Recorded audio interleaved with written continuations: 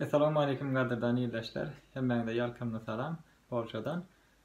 Ýene bir gyzga we tiziň üçin oňat boljak maglumat bilen garşyňyza çykaýyn diýdim. Polşadan artyk maç goşumyzy nädip Türkmenistana uradyp barar. Türkmenistan üçin gözledim ýöne dogry düzgün nädip barjagyny bilmän üçin birinji bilen Türkiýe uradyp, Türkiýeden Türkmenistana uratmak barada pikire geldim we bu barada töweregimdäki adamlara, baý bolan türk okuwçylara ýa-da Türkmenistandan gelen illeşlerimi men soradym. Nädip uradyp bilersiz? Iň ardan ýagdaýyna we iň tiz ýagdaýyna nädip uradyp bolar diýip köp adama sorak gördüm we bularam kän bilmediler. Kän bir jogaplary bolmansoň men özüm gyzyklanyp sorap, iýdäp iň soňunda Poçta Polska bardym, gyzyklandym, bahaldym we Türkiýe öz artyk maç goşumy uratdym. Öňürti bilen gyzgaça ýatdadyň, siz Türkiýeden ýa-da dünýäniň niresinden geljek bolsaňyz, raýatlarymyz Polşa geljek bolsaňyz, ýanyňyzda artyk goş bolmasyn, özüm köp goş bilen gelemsoň, kösendim. Başga da bärde illeşlerimiz bar. İşläp ýören, işlerini ýükletmeli bolýarlar, mejbur bolýarlar we şonu goşlaryny ýany bilen alyp gitjek bolsa, ýadyňmaly bolýarlar goşlaryny ýa-da gaty kösenýärler, maşinleri bolmasa. Şoň üçin hem siz geleňizde ýanyňyzda mümkin bolsa 8 kile ýanyňyza alyp bolýan goş we iň ardan biletdir. Şunu alyň, şundan başga hiç ýyl goş getirmäň. Häzir meselem gyş aýlary.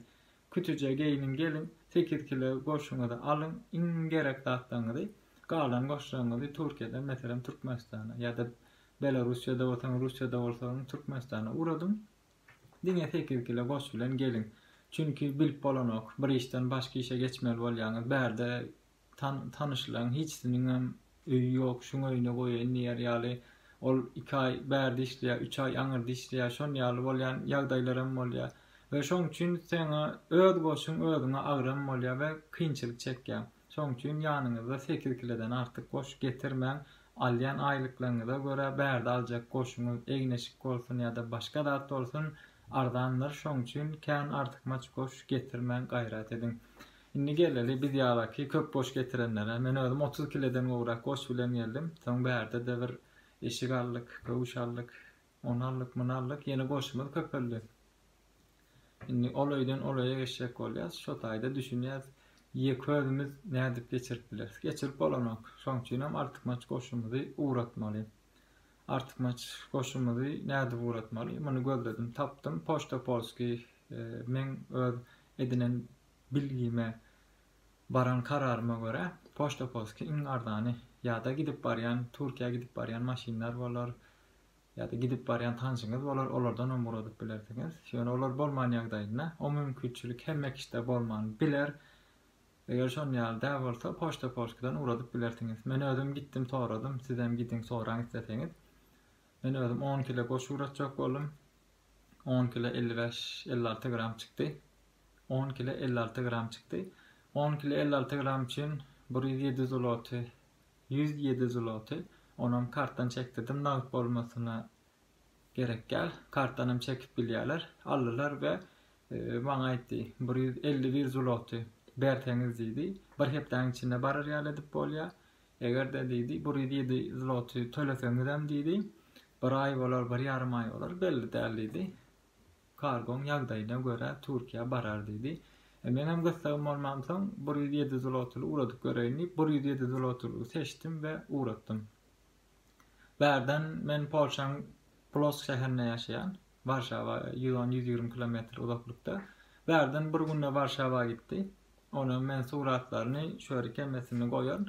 Warşawadan Türkiýe barmasy da 4 gün sürdü. Bärden Plockdan Warşawa uratdym. Warşawadan Türkiýe gitmeli we gaty çalpyr şekilde Warşawadan da Türkiýe bardy. Ýöne Türkiýede kargolarda mı problema var ýa-da başga bir gümrükde mi kän durýar, onu bilemek. Ýöne Türkiýede bir 10 gün ýaly sakladylar we aňyr ise 15-16 gün ýaly eglediler. Ben şöyle hemmesini goýar, kargonu takip edip bilýän birinji bilen bereňde Poçta Polska barýan, şular ýaly Türkiýe uğraşjakdyň aýdýan, olar saňa kagady berýär, kagada doldurýar. Birinji bilen öz adresiň, ondan soňra şahta da aljak kişiň adresi, öz adresiň, aljak kişiň adresi ýa-da iş ýeri bolsa iş ýeri, ady, familiýasy, telefon nomery ýazýan we edil şo şekilde doldurup bereňden soň Türkiýede şol adrese barýar. Ýene bir goşmaça goşup biljek dadym. Eýneşik uğruny uradyp bilýär. Yani sowatlyk ona uradyp bilersiňiz. Ýöne şun ýallarda tehnologiýa, kompýuter, telefon ýallarda uratjak bolsaňyz artykmaç bergi ketilýär we bergi tölemeli bolýaňyz. Şoň üçin hem muň bergisini töläňizden onu uratmagyňyz has gowdur. Munam ýatladyk geçen idim. Telefon ýa-da kompýuter uratjak bolsaňyz ýa ellen uradyň ýa-da uratmaň. Çünki bu size gymmada geler. Şonam aýdyp geçen idim. Çünki Türkiýe baranda birinji bilen gümrüge girýär. Gümrükden hem tehnologiýa uğru geçen ok. Çotaýdan gaty bir uly mukdarda pul çykarýarlar.